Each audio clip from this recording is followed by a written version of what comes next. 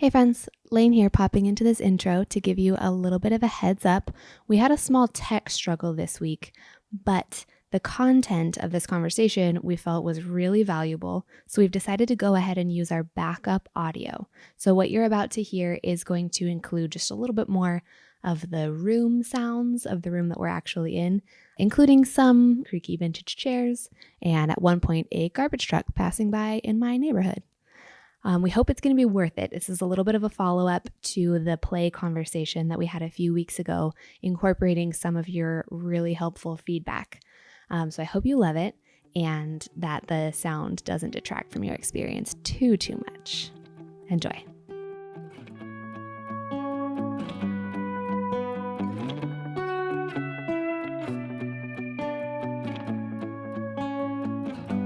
I feel a little crazy. Perfect. Today. Perfect. My week has been crazy. It's just a crazy time. The flooding whole thing, car trouble, sick kids now, people in town. Good, bad, highs, lows. Yeah. It's a lot of stuff. It's a lot of stuff. As there's just like snow all around us. Oh yeah, snow. It snowed on me in Glassell Park the other day, which is like a flat, low to the ground part of Los Angeles where it should not. Never happens. And it's like it so happened cool. for fully 1 second where I literally was like, what is happening? I looked at the gentleman next to me who was like, what's happening? And then it was over. As quickly as it began. Oh. Yeah, I loved it. But yeah, wild. If it wasn't getting into my house when we were having moisture, I think I would have just thought, what a magical week in LA. Yeah. But it turns out so many people had flooding in LA where our homes just aren't used to that much moisture. No, we're not made for this. Yeah, but on my way here, I was like, okay, I'm going to arrive to Layne's house. I'm going to leave the week behind me, and I'm going to come into your home and be what you guys need, be my best me, because otherwise I could come and be like, whoa, this week was a big week. It's kind of heavy. So I'm happy to be here. I'm happy to not be thinking about all of those things other than just to report that they happened. Yeah. Other than to just like tell you. Indelibly place them on the internet forever. Yeah, exactly. No, this is like refreshing, because at my house it's real chaos because we had to move everything around to fix a room that has been flooded. Yeah. So it's nice to come and be like, all right, cool. Other people, what are they thinking about? What are they needing support in? And we know because we did a call with you guys this just on Tuesday. Tuesday? Just on Tuesday. It was Tuesday. That was so encouraging and fun and great to see you guys. And we're going to do it again on the 4th Tuesday of this month. Yeah. At noon California time. You should come. It's really fun. Yeah. It's actually contributing to, or maybe it is the reason why we're talking about what we're talking about right now. Yes. I came into my house but a few moments ago to find me in like an absolute scramble because I thought that I knew really what the whole rest of this podcast season was going to be like. And then we had this beautiful call with these moms who brought us so many real and interesting and thoughtful things to talk about. And it sent my whole brain spinning. Yeah. I like when Layne's brain spins because there are so many thoughts in there. And when you spin her brain, it just shoots them all out. And then you just get to catch them and put them where you need them. Yeah. Okay. I appreciate that as like a frame for this episode because I am nervous that it may not be that good. No, it's gonna be great. Today we're going to be talking about independent play and 1-year-olds. And then kind of whatever else falls out in our conversation. But pulling sort of those two ideas, they are naturally married together in that 1-year-olds is when you're starting to be like, when will this baby play by itself? Yeah. But kind of coming out of a few different conversations with a bunch of different mothers, calls that you and I have both had in the last week. I had another one with a totally different group of moms the same night as our Very Good Enough call. And they were talking a lot about 1-year-olds. And it felt kind of similar to some of the things that were being expressed in our call, which were like, we need some really practical support around like, how do we fill this child's time in a way that's useful to them, gets me, the adult, some freedom. A lot of, I guess, maybe what it was is that we ended up talking to like kind of a large number of women who are stay-at-home moms, who are like that round the clock being with a child is like very hard for my brain to wrap itself all the way around. My mom was like that, and a lot of the women in the community where I grew up, and it seemed really normal. And then I got to be an adult and tried to nanny and was like, oh no. Oh no. You can't be in here by yourself with these, just a couple of these people for hours and hours and hours. It's like hard. there aren't enough of them to like create any kind of herd mentality where they go together and like do interesting things together. And there aren't enough adults to manage the ping-ponging of attention, and so much of what they need to, like the stimulation that they need in their brain gets angled at the adult. Yeah. I was like, I can't. This is too much. And then found myself in a classroom and was like, oh, got it. We can do the many, but that like one-on-one or one-on-two thing is so intense, so constant. And it is winter. So a lot of the moms we're hearing from are living in states where it's very cold right now, and they're spending most of their time indoors. It's a challenge. It makes perfect sense. And I was telling Layne, because I'm now on the other side of the 1-year-old stage, right? I have a 2 and a 3-year-old.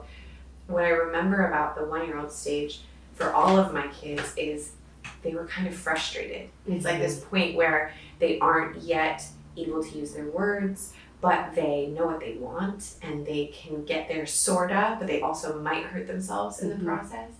And it's a lot of fussing. It's a lot of like them almost being able to do stuff, but you're still really, really present.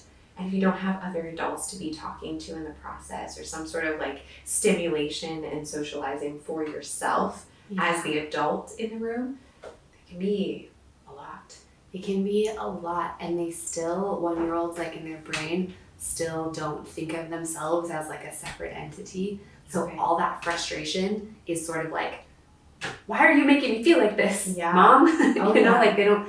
It's so targeted. I mean, even Jules, my 1-year-old, when she would get hurt like away from me and would turn and go, no, Mama, as if like I hurt her. And I'm like, no, I'm actually here to rescue you. But there's like this, we're together, and now you're doing this. You're the source of my problem. And my solution. And I don't know how to handle that. When you get them like clinging to you and screaming right in your face, and you're like, if you hate me, then remove yourself. And they're like, It's just, and they're so cute. They're so really, really cute at one. It's like the most aesthetically pleasing that a baby can be. They're somehow, they're like upright, and they seem like they shouldn't be. So they seem like little baby bodies, and they're walking and running, and they look so cute. Their heads are still so big. There's been like none of that proportional torso growth. Oh man, they're so cute. They look like little gnomes. I've never described them that way, but oh gosh, they're very sweet. But that pre-language thing is so tricky too. Because it just makes everything come out as like everything is a yell or a cry. And that's real. It's like coming from the depth of them. They're not trying to torment you with the sound. Like they just actually are like in transit. They're in the middle of like human transition. In like a crazy sort of limbo space. And when they're little babies, you can wear them around and just like walk and go and do things. When they're 1, they want to go and do stuff, but they're not yet stable enough to have that be like, okay, I totally trust you to navigate all of this. You're still sort of watching me like, hope this goes well. Hope they stay okay. So you're doing a lot of chasing and keeping alive. Keeping alive. Golly. It's a lot. It's a lot. I feel that for like me, you know how everybody just has their own sweet spot with like whatever age of kids. Obviously mine are 2-year-olds, but like those few months right before they're 2, I feel like it's just sort of this crescendo of, it's like maximum friction where like their body is about to change a super ton and their brain capacity is about to expand, and they can feel like they have the urge for communication, which is when the words come, really. But it's like right before it all gets out. It's almost like when they're teething and you can like feel that little hard white spot, but it hasn't actually like popped out yet. Like emotionally and socially, that's what that age group feels like to me. And I too feel like the empath in me is like vibrating on their frequency of like, oh my gosh, I don't know how to communicate with you either. And I want to as much as you do. And it just feels like maximum drama. Yeah, that's true. So all of that to say, if you're a parent of a 1-year-old and it's feeling a bit rough, you're doing great. That means the kid's healthy and developing, and what a little cutie. Try and take a deep breath and just evaluate, wow, I made such a cute kid, that little one. Yeah. Wow. Yeah, enjoy the aesthetic. Yeah. Touch them a lot when they're sleeping. Really brush those little hairs off those little foreheads. Yeah, and enjoy their laugh. At this point, when they laugh or they like try and talk, or Jules was singing and stuff at that point, it's just so cute and funny, and you really have to soak up those things to counter anything that is not as easy or fun. So feed them things with surprising flavors and enjoy those little faces. It's so, everything is so present and ready for you. Totally. So then you mentioned independent play as something that you know a lot about. I don't know much about it, but I know that this is something parents care about. Right. What, as a 1-year-old, what kind of play are they capable of doing? Is there something we should be leading them in as parents? What are your thoughts? Yeah, I have some thoughts, and I don't want to be like belabor how challenging it is, but like a lot of my thoughts are like, yeah, it's tricky. So here we go. Sort of roll up our sleeves into the tricky thing. So independent play is something that has to come out of play together. It's not a thing that children know how to do on their own. They don't have like any images inside their mind of like, I'm like, I'll just set you down in front of these toys and you'll play with them. But they don't know what that means, right? So they're just like sitting in front of new items with like no ideas. And they'll try a couple of things and then they'll wander back to you as like a source of idea all the time. So that's independent play is a skill that like emerges out of practice, and it's one of those things that starts together. So like you and the 1-year-old will sit down with whatever the thing is that you've decided to introduce them to. They will either be like not interested and you'll have to try again, or they will have to show some interest and then really they'll take the item and turn it back to you. However that looks, whether the thing is big or small, or they bring pieces to you and keep dropping them in your lap or whatever, because you're the source of knowledge. So they are going to need to spend time with you, sort of like giving them ideas about how to use the thing. Like they're physically like really you play. Okay. You play with the item. Yeah. And slide it toward them and see what they do. You know, and so it starts very connected like that, and we can talk more about like what that can look like. But then the progress of that would be when you find the child begins to invest their own attention in the thing, you very gradually remove yourself from the circumstance for longer and longer periods of time until eventually they've practiced enough kinds of play and are familiar enough with materials that they then feel confident to be doing that on their own. Yeah. However, they're also going to need help with switching from one activity to another. So when they have sort of like exhausted this thing, they may then tantrum or cry or indicate that they're hungry or whatever. However they show you like, I'm done here, they're not then gonna just on their own kind of move on to the next kind of play or to the next material. Like that's another time when a 1-year-old is really gonna need help bridging. Like, all right, cool, well then we'll pull out of this activity and we'll come over and down into this other thing. Interesting. So that's still gonna be probably every like 15, 20, maybe you'll get 30 fortunate minutes where your kid is really pumped on something. Yeah. But like really at 1, you're not gonna let them sit for 45 to an hour just like in the corner happily. Like they're not gonna let you let them sit like that. Yeah. But that's normal. That doesn't mean that they don't like that thing or that that they're not capable of playing. Yeah. They just are gonna need help probably like reinserting themselves into the next activity. That makes sense. Something I learned maybe from you or maybe from someone else around the same time you were teaching me everything, so it's all blended. But if the child is focused on something, we might feel like so excited we want to show them like, oh, and look at this. But the advice I got was like, don't interrupt them, because if they're finally getting what it's like to pay attention to something, let them have as long as they can. And then if you start to see like they've lost interest or they're just sort of like not really sure what to do next, then that's your cue to like, oh, this also happens, or you can use it like this. Mm-hmm. But I think we get so excited and also like, no, I want to teach you how it works. Mm-hmm. Here, it works like this. But if they're not frustrated, if they're just there and they're kind of looking at it and stuff, part of encouraging independent play is just letting them do those things sort of quietly or loudly, I guess, but just to themselves. Mm-hmm. And the more we interrupt, the more it interrupts the independent play, right? Yeah, absolutely. Children, when they are able to like rest their interest into something, do get into an actual creative flow state. Just like some of us have experienced in creative spaces. But they will, like, their mind will delve all the way down into that, and then that's that world.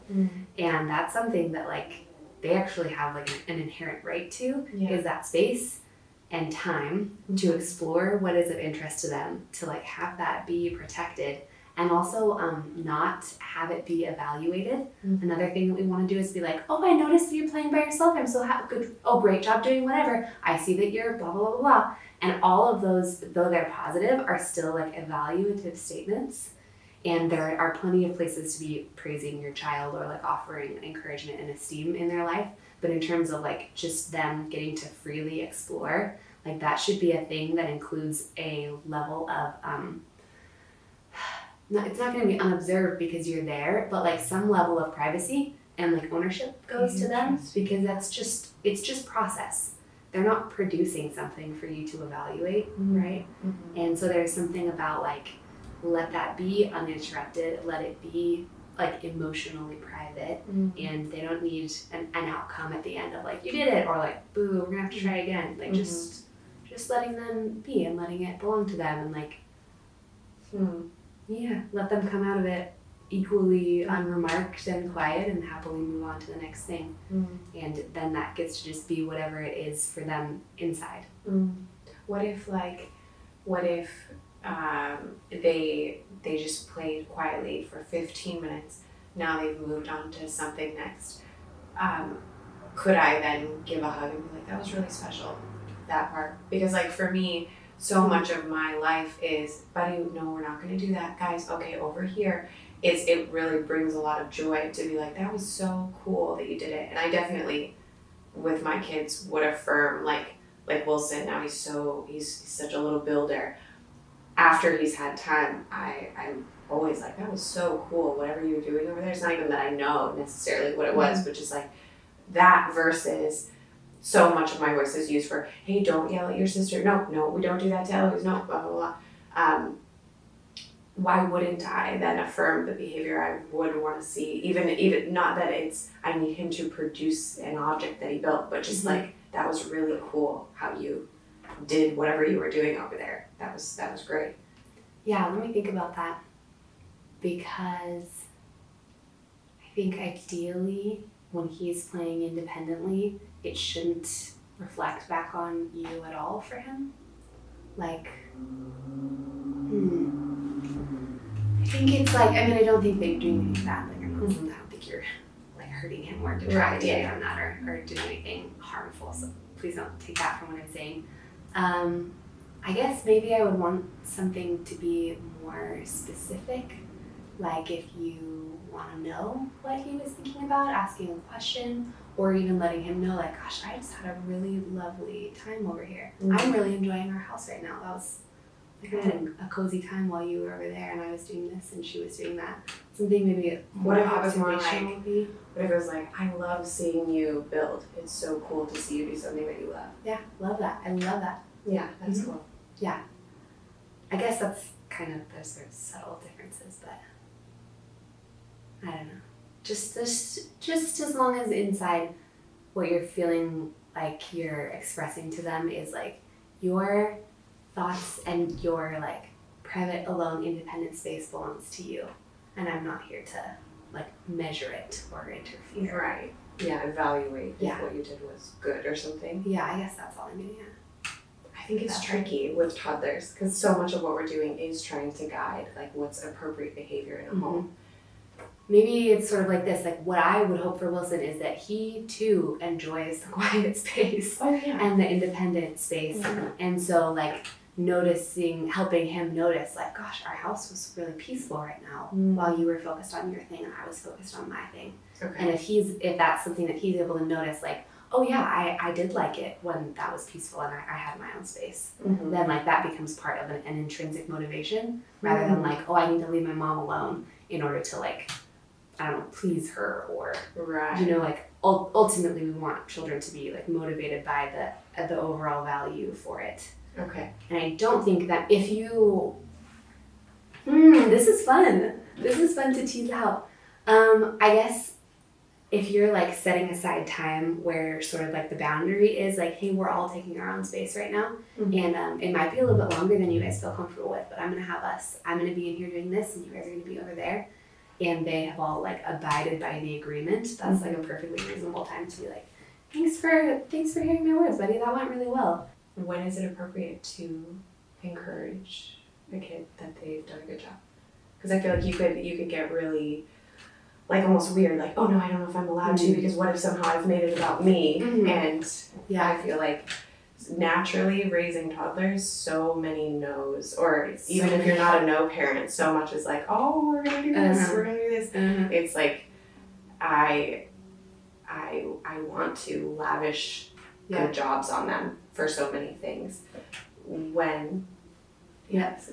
Let me think about this, because I also, one of the things we might be bumping up against is like my self-training in like being professional. My relationship to children is very, very different, though it can look kind of similar to your relationship to that child. Okay. Like though like a preschool teacher's relationship with a child is like very emotional and enmeshed, because that's all that preschoolers are and can do, so you have to be.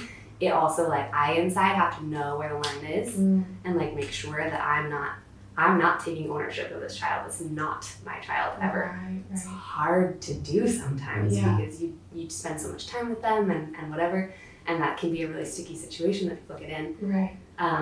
But that is your child. Sure. And you're the one who did make that child. Yeah. I guess praise to me should be very specific. It should have a lot more to do with the child's internal life and internal experience than with my observation of it. Okay. So like, because I do want to be building up, I want to be marking for them, like when things go well. Okay. Rather than saying like, which I know that people aren't out being like, you're good and you're bad. Sure. But like watching for a language that has those implications in it. What's an example? What is a time when you would be like just blanketly saying like, good job? Well, yeah, so if I'm sitting with this thing that I'm imagining, like we're in the same room, but I can see them, they're doing independent play, maybe not for too long, but like we're there, I'm having a moment, they do something. I mean, I have a 2-year-old, so I can use her. She does something and then she says, it's a cat. It doesn't look like a cat. I'm just proud of her for any effort she put into that whole thing, and she called it a cat, and I'm like, that's so cool. But I'm not sure which part. Like what I want to do is like, that was so cool. You just had a thought, you created the thing, like now it's a cat. There's so many things in here that were cool. Also cool that you just played by yourself for a while. Also cool that you didn't harm any other children in your presence. I don't know, like, so any of those things are lovely to compliment. So, but then, which would be different from, oh, it's so beautiful, it looks just like a cat. Which maybe it's beautiful, maybe it's not. Maybe it looks like a cat, maybe it doesn't. That's like actually not the important part. The important part to me is, oh my gosh, Jules, you thought that up. You really thought that up and wrote it on this. Right. Like sometimes it's just cool. The compliment is just saying the same thing. Yeah. Repeating back to them in your mind. I'm gonna put it down here on this paper. Yeah. I love seeing your thoughts on paper. Yeah. Right, like that's something that totally means something to her. That is an actual thing that like I want her. That is the thing that I want to be complimenting. Yeah. As opposed to like just complimenting the picture or that makes sense. Sort of blanket. Those kinds of things. That makes sense. I'm gonna really have to think about how important I do or don't think this is in the home. Yeah, no, it's we've gone down a really interesting tangent. I think it's interesting because you don't want to make things about what they're not. So then you like train your kid to be some sort of like people pleaser or I don't know. So these are the early beginnings of people pleasing, of perfectionism, of self criticism. Yeah. Like I'll keep it in a classroom, but if I'm I have a kid who's like endlessly making pictures, and a lot of the time I'm like, oh my god, it's so beautiful, it's so good, wow, look at what a good job you did keeping that in the line, oh wow, it's gorgeous. And then sometimes I don't. Then all of a sudden there's this weird voice of criticism inside of like, oh, is there a distinction between this thing that I made or that? As opposed to if I'm communicating with that child, you spend a lot of time on art, and I've noticed that makes you feel really good. It seems like you really enjoy yourself when you spend time doing this. Wow, you made a really big array of different pictures here today. What's on your mind? You're like really expressing yourself. Like these are the kinds of things that are like real compliments, as opposed to just more empty or like praise that's like a label. I want to compliment like the substantive things about a child rather than like accidentally giving them a label of like thumbs up or thumbs down, even if I'm doing that in a way that is not saying like you're a good kid or you're a bad kid. Like nobody's trying to do that. No, but they can internalize it. I want every I found it. So all of I'm like, why does this matter? Yeah, it's been a long time. What I want to grow and foster in children is a flexible growth mindset as opposed to a fixed growth mindset. Like when we say, oh, you're so good at drawing, the child is like, this is the thing that I'm good at, and other things that don't get this compliment are things that I'm bad at. And then we grow up like I did, and I think a lot of people, I think everybody older than us, and then most of us grew up being like noticing like, okay, I'm good at jumping, maybe I should try sports. I'm pretty. I'm, like whatever the thing is that got complimented, and I'm not these other things. And so then we focus our energy on the things that we're already good at to the detriment of these other things, and we just think like, well, that's just how I am. I'm just bad at math. Yeah. Like, oh, I'm just the one who can whatever. As opposed to like a real growth mindset or like a flexible growth mindset says like, oh, you might have like a little bit more like natural talent toward this kind of thing. Sure. But if you want to build up this other thing, we can work on that too. And like teaches you the process of being like, I see distance between my skill level now and what I would like to be able to do. I can take steps to grow in this direction. Yeah. And so part of that is like real like praise and compliment and noticing, like verbalizing for children the process of what they're doing as opposed to the outcome of it. Oh, that's beautiful. Or, oh, it seems like you really thought about that. What were you thinking about when you made that? Yeah. Oh, I'm noticing actually that even like an increase in skill of like, I noticed the other day when you tried to draw that, this part seemed really hard for you. And look, you made a really smooth line this time. Was that easier for you this time? I've been noticing you practicing that. That's cool. Like things that keep you embedded in the process of growth. Yeah. Rather than like you did it or you didn't do it. Yeah. That makes so much sense. And it seems like something that we would need to model as well, because so much is going to be them looking at us and kind of hearing how we talk about our own things. So one of the things that you have to talk about with independent play is creating somewhere in your home or your space what we call a yes environment. In a preschool classroom, like it's my requirement that your whole classroom is a yes environment. That's like what you must do is like make a space where children get to come in and they are allowed to freely explore. It is safe for them. So they don't need safety regulations. And everything that's in that space is for them. So there's nothing in there that you're like, no, get down from there. No, that's not from you. No, don't put those things together.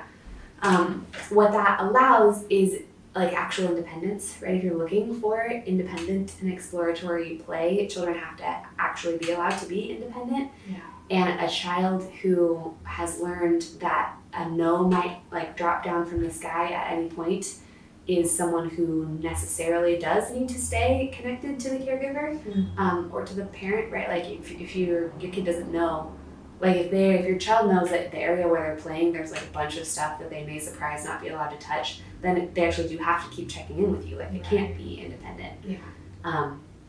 And there's a level of like stress involved there when like they're going through this urge to explore and they've been told, yes, go do it, but then once in a while something's gonna like fall in front of them to stop them. It just keeps you in like a more like vigilant state as opposed to like the needed relaxed state to have like learning and creative flow. So you have to make a space, some space that is a yes environment. Probably that can't be your whole entire house. You also live there and your things are there, and like your child doesn't need your whole home, but some area where they know like everything that is here is for me, and I don't need someone to like follow me around and show me what the rules are.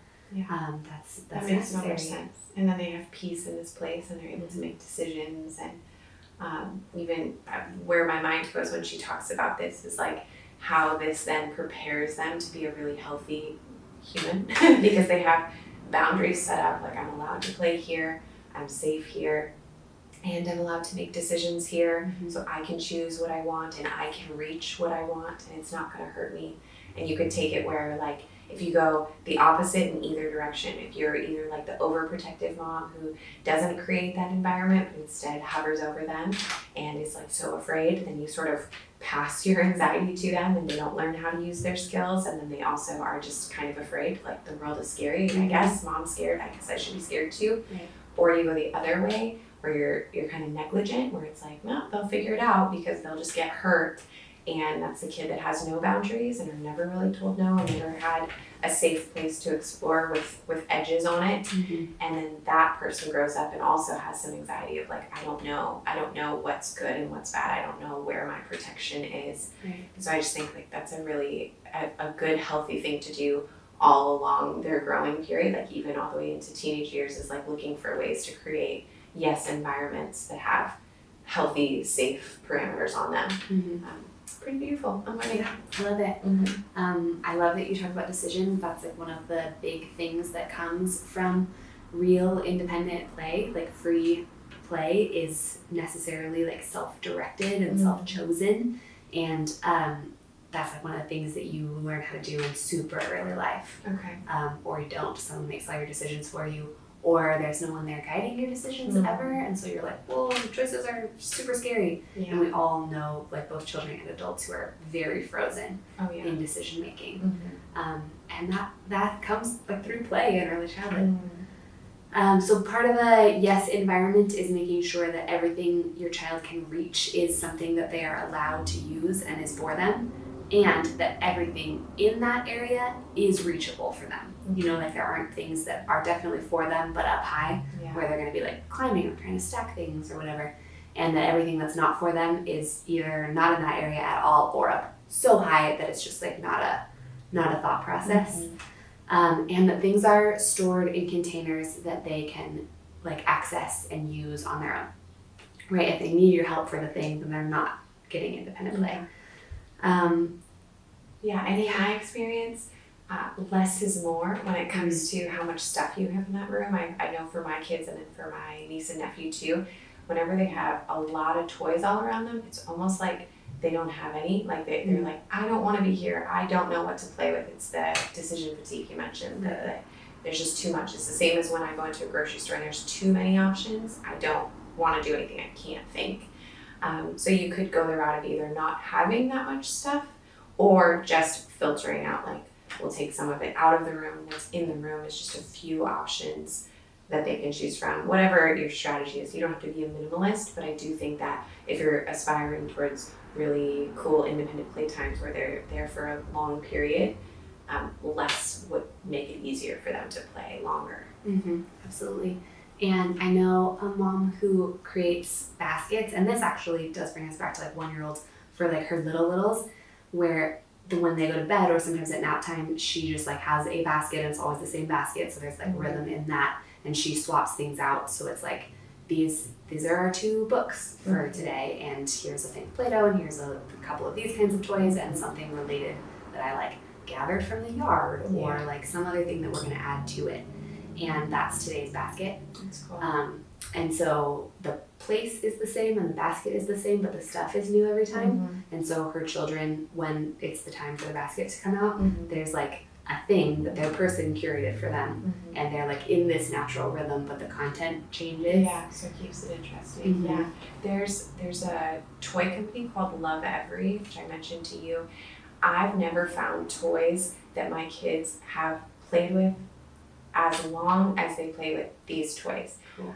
Price point's a little higher. Everything is like super good quality, like recycled plastic or wood, or just things that are, it's very, very quality toys. Mine have lasted me years. And it's the kind of thing you could ask like a grandparent for a birthday or something. But all of their toys are really age specific according to like 3-month segments. So like 12 to 15 months is these toys, and they're amazing. And I have a link. We didn't plan for it to be in this podcast, but I have a link that I can share with you guys if you're interested in shopping with them. I think it gives you a discount, but I'll look and find out.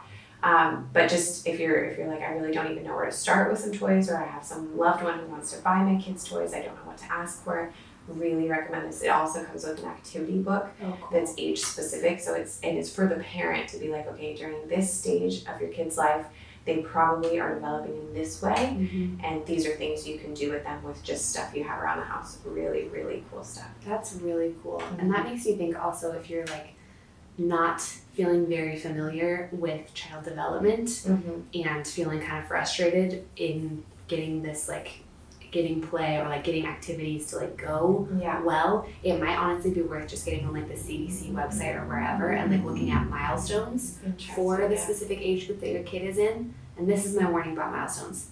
These are very generalized, typical developments. I really don't want you to use these to be measuring your child's growth in like a hard and fast way. I guess what I'm saying is I don't want you to go look at milestones and then be like, my child is behind. Sure, and like be freaked out or something. Yes, which I think happens a lot. But if you're like, I don't really know what brain development is, what should I be expecting my kid to be able to do at this stage, you could just go look at those for like kind of general, like, oh, in this 3 to 5 month span, they're able to do these kinds of tasks, or they could be interested in these kinds, they're emotionally developing in these kinds of ways. And you can like use those to plan activities. 1-year-olds can follow like single step instructions.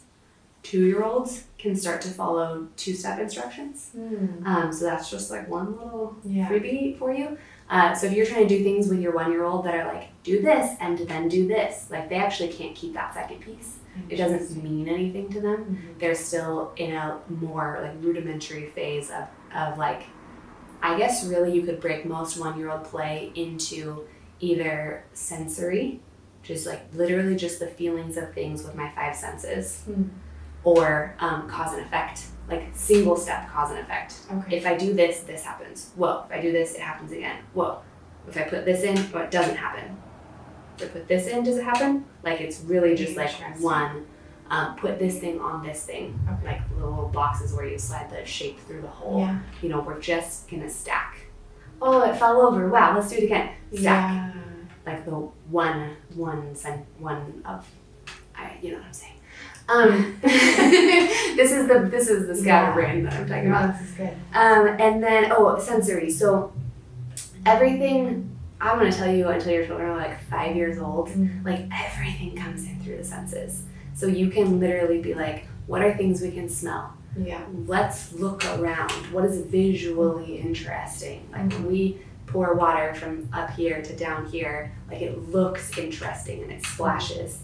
And like those are the things to be noticing. Wow, did you see how it splashed? Can you make it look different? What if you put these colors together? Does it look different?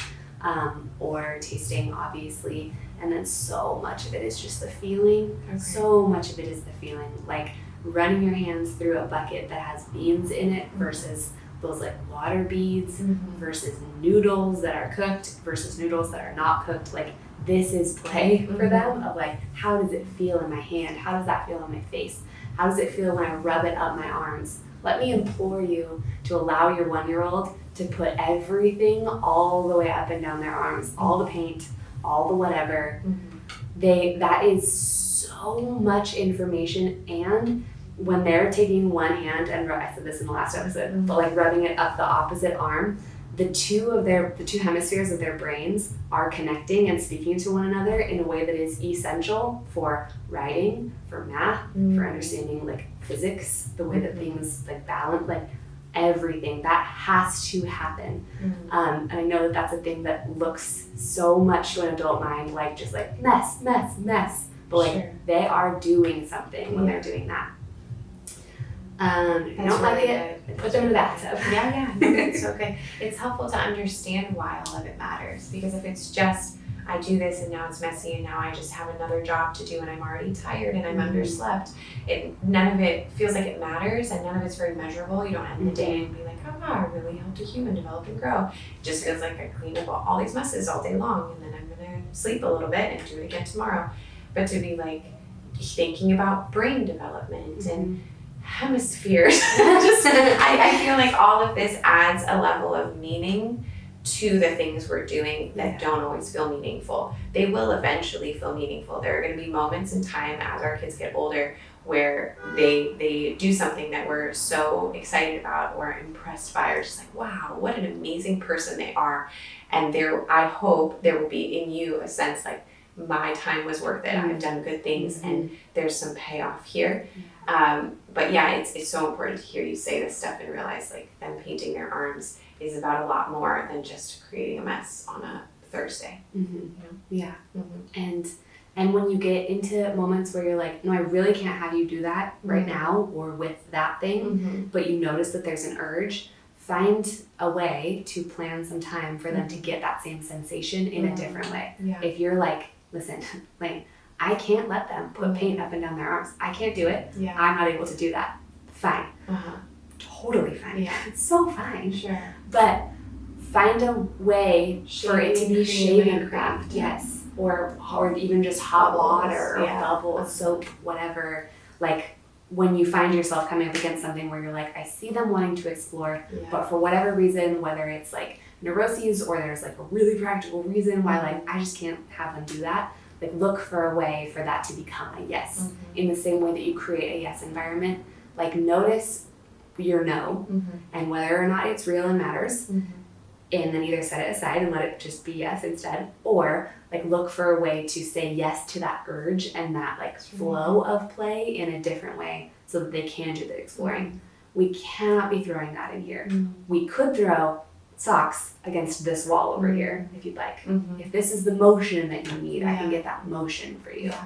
I have an example of this. My kids really, really wanted to paint their nails like over and over and over, and they saw my nail polish and I hid it and I was like, no, I don't think so. Actually, I'm a little more fine with it. Sean doesn't like it. It's specifically they want to paint their own nails. And so what I did was I found kid non-toxic nail polish in a glittery sheer, like you almost don't see it when they use it. And I put it down where they can stand over a little table and they can paint their own nails and they can get it anywhere they want. And I don't feel stressed. Sean does, so he doesn't do this activity. It's a me thing, and we did it this morning. But they love it, and I had to take some steps in order for it to be a yes. But then the yes has been worth it, and it's not getting everywhere, and it's fine. It's actually been a joyful thing. But the preparation had to happen in order for it to be a yes that was like an enthusiastic yes. And now we have fun, and both Wilson and Jules like to do it. But I don't know, just an example. I love that.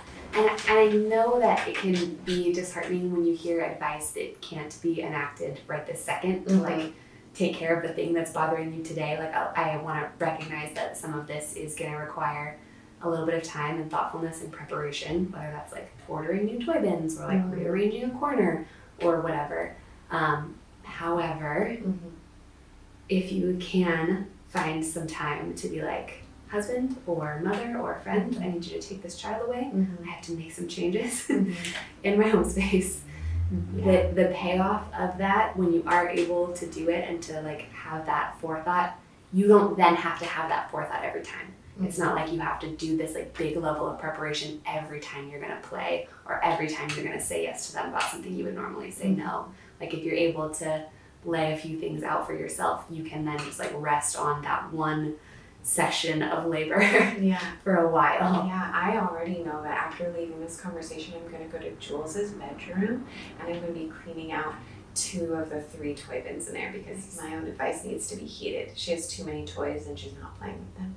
So it's gonna be work, but it's gonna make for probably a month of peace until it needs to be done again because it always has to be done again. It does always They're have collectors, those people. Oh, life is a war of attrition. I do have 4 items that are super helpful for mitigating mess, and maybe we'll end on these. Perfect. Butcher paper is just rolls of white paper. And it's really cheap. And it usually comes in like 18 inches wide, unless you want to go to Discount School Supply and get like the big freaking giant ones. So like for preschool, they're like 3 feet wide, which is amazing. But for home use, the little ones are just fine. Painter's tape comes up off of everything. So anything you're going to do that's going to have any kind of mess, you can put down a few strips of butcher paper and just tape them with painter's tape. And then do whatever you want on top of the butcher paper, and then you remove the thing and the child, and then you literally fold up the mess and throw it away to the trash. You can do it on top of tables, you can do it outside, you can do it on the floor. I can't help you if you have a carpet. I can help you if you have a carpet, because the next thing is just simple like canvas drop cloth. It's like $8 on Amazon, and you can just get a square of it and shake it out over whatever. You can painter's tape the corners of that down also if you don't want it to slip around. And then you just remove the child or remove the thing or remove the paint and put it in the washing machine, and then your mess is washed away. And then for little things, I have a pack of just like plastic white trays. Also are like $4 on Amazon. And anything that you want to put on there. And then that's kind of nice because you can like lay out little kits, and it gives sort of this visual example for the child of like, here's the paper thing or the whatever, the Play-Doh on this with your pens or with your little sticks and leaves that you're going to use with the Play-Doh. And then you just like set the thing down, and then they play with it mostly on the tray or a little bit not, but then you just scoop up the rest of that and go set the tray on the counter, and then you can clean it up whenever you want. Not like that thing of having to be like, no child, you're dirty, but all the stuff is dirty and I have to both at the same time. Just like anything that can whisk that stuff away. So trays, butcher paper, drop cloth, painter's tape. Butcher paper is especially gold because it's its own activity also. It's just giant paper. So you can tape it to the wall, and they can do like vertical art. You can tape it to underneath your coffee table, and then they can draw under there. That falls in the do something weird category. Anytime you can do something weird. Just add water and do something weird are some other pro tips. Those are good tips. Okay, this is so helpful.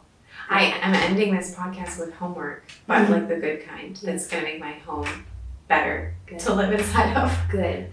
And then I think when we had such a beautiful conversation in our call about moms gave out so many good ideas for one another about this, because we talked about this exact thing. But probably when we set this episode out. I'll just start a post in the community. So join Very Good Mothers Club membership community if you haven't already. And we will post that today as you're listening, and moms can share their ideas for what are they doing in the wintertime with their 1-year-old to stay entertained and have fun and, enjoy their own lives. Cool? I feel complete. Do you feel complete? That was great. Yeah. Guys, thanks so much for being here. We like you. You're doing great, and we'll see you soon. Have a good week. Bye.